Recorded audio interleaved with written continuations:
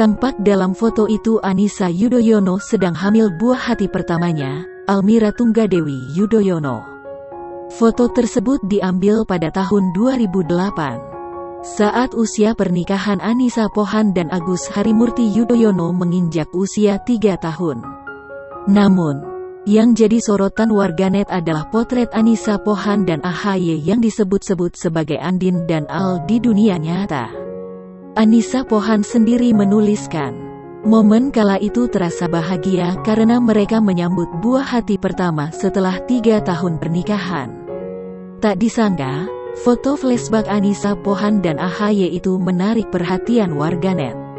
Mereka menyoroti penampilan Anissa Pohan yang anggun dan AHY yang kalem. Bahkan tak sedikit warganet yang menyebut keduanya seperti Andin, Amanda Manopo, dan Aldebaran Arya Saloka, karakter fiktif sinetron Ikatan Cinta. Pasalnya saat ini Andin diceritakan tengah hamil muda dan Aldebaran selalu setia menemani.